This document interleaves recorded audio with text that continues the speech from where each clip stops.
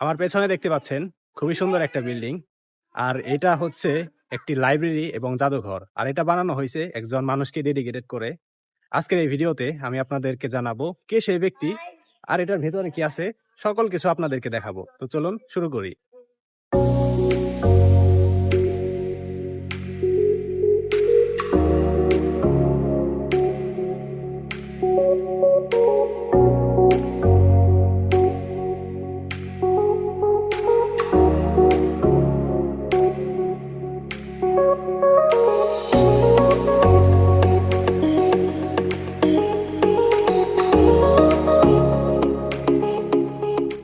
আজকে আমরা বন্ধুরা মিলে যাচ্ছি ঘুরতে।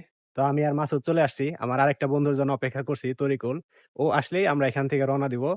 আর আজকের স্পট হচ্ছে রফিকনগর। প্রায় 10 মিনিট ধরে আমরা এখানে দাঁড়ায় রয়েছি, ওরে ফোন করছি, তারপরে ও লেট করতেছে। তো অবশেষে এই যে আমার বন্ধু আসছে, দেখতে পাচ্ছেন আসছে অবশেষে। তো এখন আমরা যাব, ওই যে আগে উঠে পড়ছে দেখেন। আমি চিন্তা করছিলাম মাঝখানে বসবো, কিন্তু ওই যে উঠে বসে আছে, এখন কিছু করার নেই, আমার পিছনে বসতে হবে। কারণ হচ্ছে আমরা যে রাস্তা দিয়ে যাব সেখানে প্রচুর ধুলা, তা আমি পিছনে বসবো, দেখবেন যে আমার অবস্থা পুরা শেষ।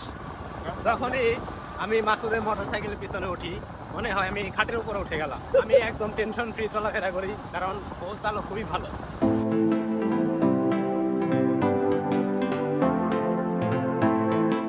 বেশ কিছুক্ষণ মোটরসাইকেল চালানোর পরে আমরা পৌঁছে যাই আজকের গন্তব্য মানিকগঞ্জের সিংগাইরে পারিল গ্রামে অবস্থিত ভাষা শহীদ রফিক উদ্দিন আহমদ গ্রন্থাগার ও স্মৃতি জাদুঘরে। আমরা এখন সামনের দিকে যাচ্ছি। তো এখানে দেখতে পাচ্ছি ছেলে মেয়েরা খেলাধুলা করছে, হয়তো বা রাতে এখানে ব্যাডমিন্টন খেলা হয়। আর এখানে দুই পাশে দুইটা বসার জায়গা আছে, তো এখানে গিয়ে আমরা একটু বসবো। দেখতে পাচ্ছেন এই যে পেছনে দেখতে পাচ্ছেন বসার জায়গা আছে। তো সেখানে বসে এটা সম্পর্কে আগে আপনাদের কিছু বলবো, তারপরে ভেতরে ঢুকবো। তো আমরা বসে পড়েছি। তো এখন আপনাদেরকে কিছু ইনফরমেশন দেই এটা সম্পর্কে। 1952 সালের ভাষা আন্দোলনে বাংলাদেশে যে একটা বিরাট ভাষার জন্য আন্দোলন হয়েছিল, তখন যে প্রথম ব্যক্তিটা মারা গিয়েছিল তার নাম হচ্ছে রফিক উদ্দিন আহমেদ। আর তার স্মরণেই এই জাদুঘরটা বানানো হয়েছে। তো একটু রেস্ট নিয়ে তারপরে ভেতরে ঢুকবো। আর ভেতরে কিন্তু খুবই সুন্দর কিছু, মানে তার ব্যবহার্য কিছু জিনিসপত্র প্লাস সেখানে বই আছে। তো আমরা সেখানে গিয়ে তার ব্যবহার্য জিনিসপত্রগুলো দেখবো আর কিছু বই পড়ার চেষ্টা করব। যদিও আমাদের পড়াশোনার দিকে একটু কমই ইচ্ছা, তারপরে একটু মানে আসছি যেহেতু সময় কাটানোর জন্য বইগুলো পড়বো। এখন ভেতরের দিকে যাচ্ছি, দেখি ভেতরে কি আছে। আমি অনেক বছর আগে এখানে আসছিলাম, আমার বন্ধুর সাথে আসছিলাম। তো এখন অনেক কিছু পরিবর্তন হয়েছে, সামনেও দেখতে পাচ্ছি অনেক কিছু পরিবর্তন হয়েছে।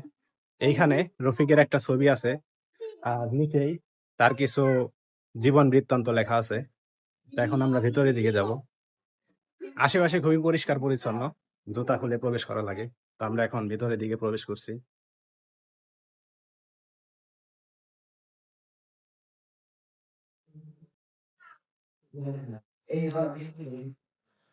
ভেতরে জায়গাটা কিন্তু অনেক বিশাল। এখানে আশেপাশে অনেকগুলো বুক সেলফ আছে। আর পেছনে হচ্ছে তার ব্যবহার্য কিছু জিনিসপত্র। এটা আমাকে একটু হতাশ করলো, কারণ এইখানে খুবই অল্প কিছু জিনিসপত্র রাখা আছে। পেছনে দেখতে পাচ্ছেন একটা ফতুয়া বা আলখাল্লার মতো, সেইটা রফিকেরই ব্যবহার্য। আর পাশে একটা আছে লুঙ্গি। তো এইখানে একটা তার ছবি আছে, তিনি টেবিলের মধ্যে বসে আছেন, এরকম একটা ছবি আছে এখানে। আর রফিকের একটা গুণ আছে, তিনি কিন্তু সেলাই করতে পারতেন। তিনি খুব ভালো সেলাই করতে, খুবই ভালো ছিলেন। এখানে একটা কাপড়ের মধ্যে তার সেলাই করা কিছু লেখা এবং কিছু ছবি আছে, তিনি এগুলো নিজ হাতে সেলাই করেছেন। জাদুঘর যদি ব্যক্তি কেন্দ্রিক হয়, তো সেইখানে যে ব্যক্তির নামে আসলে জাদুঘরটা হয়েছে তার ব্যবহার্য জিনিসপত্র অনেক পরিমাণে রাখা উচিত আমি মনে করি। কারণ দর্শনার্থীরা যখন এখানে আসবে তার ব্যবহার্য জিনিস দেখে তাকে আসলে ফিল করতে পারবে। এখানে এসে তারা বই নিয়ে পাগল হয়ে গেছে, মানে এত পরিমাণে বই পড়ার প্রতি আগ্রহ তাদের। তো বই খুঁজতেছে। তোমরা কি বই খুঁজতেছো এখানে বলো? আসলে ছোটবেলা থেকে আমরা বই পড়তে পড়তে বড় হয়েছি তো। তোমার পছন্দের বই কি আছে তাহলে একটু বলো। আমার পছন্দের বই হচ্ছে জহির রায়হানের একটা উপন্যাস। আচ্ছা আচ্ছা। আমার কি- আশেপাশে আমার মনে হচ্ছে না। কিছু ভাষা শহীদের ছবি আছে। এখানে মানুষ প্রতিদিনই আসে, এসে বই পড়ে, সময় কাটায়। মানে ভালো একটা সময় কাটানোর জন্য এই জায়গাটা বেস্ট। তো পারিল বা সিঙ্গারে যারা আসবেন এই জায়গাটা অবশ্যই একটু ঘুরে যাওয়ার চেষ্টা করবেন। এখানে দেখতে পাচ্ছি অসংখ্য বইয়ের কালেকশন আছে। তো আমরা চেষ্টা করব যে একটা বই খুঁজে একটু পড়ি, পরে হচ্ছে এখানে একটু ভালো সময় কাটানোর চিন্তা। তো সেইটার জন্যই আমরা একটা বই খুঁজতেছি, যে আমার বন্ধুরা পিছনে বই খুঁজতেছে। না, কোনো কি পছন্দের বই পাইছো তোমরা এখনো? না কি কি বই আছে এখানে? সব রকমের বই আছে। মানে বেশিরভাগ বই হচ্ছে মুক্তিযুদ্ধ রিলেটেড বা ভাষা আন্দোলন রিলেটেড বই। এই পাশে উপরে বাংলাদেশের কিছু বিখ্যাত ব্যক্তিবর্গের ছবি আছে, দেখতে পাচ্ছেন উপরে। পাশেই আছে কিছু লেখা। তো এখানে আসলে আসলে মানে আমাদের যে ভাষা আন্দোলন ছিল সেইটার মানে সামান্য একটা গ্লিমস আপনারা দেখতে পারবেন, যে বাঙালিরা আসলে কতটা ত্যাগ স্বীকার করেছে আমাদের মাতৃভাষাকে রক্ষা করার জন্য। এই বইটা বের করছে না। এটা আমার বন্ধু মাসুদের প্রিয় একটা বই। না না মানে খোঁজাখুজি লাল গোলাপের। লাল গোলাপের দিন এর মানে পছন্দের বই। প্রায় 5 মিনিট ধরে খোঁজাখুঁজি করার পরে এই বইটা আমার বন্ধু মাসুদ বের করছে। আমি জানি না এটা কিসের বই। লাল গোলাপের দিন বইয়ের হচ্ছে না। টাইটেল এটা। এটা তৈরিগুলো জানতে পারি আচ্ছা আচ্ছা, তৈরিগুলোর জন্য ঠিক আছে। মানে বই তো আসলে মানে বই মানে এটার মধ্যে জ্ঞানের কিছু আছে, তো এটাকে ছোট করে দেখার কিছু নাই। এখন জ্ঞান যেরকমই হোক। জ্ঞান যেরকমই হোক, হ্যাঁ সেটাই, জ্ঞান যেরকমই হোক জ্ঞানের কিছু আছে অবশ্যই। আমাদের যে ভাষা আন্দোলন হয়েছিল সেই সময়ের কিছু ছবি এইখানে টাঙানো আছে, দেখতেই পাচ্ছেন। বেশ কয়েকটা ছবি টাঙানো আছে এখানে।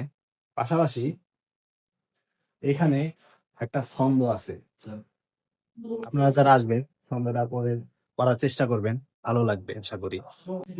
এখানে হাজার হাজার বই, এইসব বইয়ের মাঝে আমার বন্ধু সিলেক্ট করছে এইটা। ও হচ্ছে ইংলিশের প্রতি ভালোই আগ্রহ দেখা যাচ্ছে। তো এটা কি নিয়ে লেখা হয়েছে মূলত? এটা লেখা হয়েছে, বইটার নামটা দেখলেই বুঝতে পারবে। এটা হচ্ছে public speaking and writing seminar paper সিনডেক্স রিপোর্ট এন্ড বুক রিভিউ। জি, আমার বইয়ের মানে নাম শুনে একটু ঘাম বের হইতেছে। আমি ইংলিশে অতটা ভালো না, এর জন্য আমি ইংলিশ একটু অ্যাভয়েডই করি সবসময়। তো একটা বই পড়া যাক আসলে। ঘুরে তো আসলে অনেক কিছু দেখলাম, এখন একটা বই পড়ার চেষ্টা করি। এখানে আসলে অনেক বই, সিলেক্ট করা না থাকলে আসলে বই খুঁজে পাওয়া এত বইয়ের মধ্যে খুবই কষ্ট।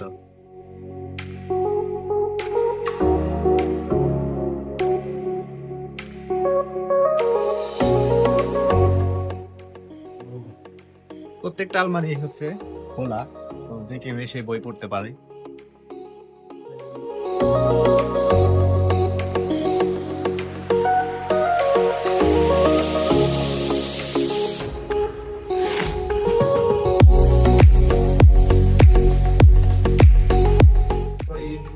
তা এই বইটা আমি সিলেক্ট করলাম, এটা একটু পড়ার চেষ্টা করি। কারণ হচ্ছে আমি ক্লান্ত হয়ে গেছি অনেকটা, এখন একটু বসতে মন চাইতেছে, এর জন্য বসবো, পাশাপাশি এই বইটা একটু পড়বো।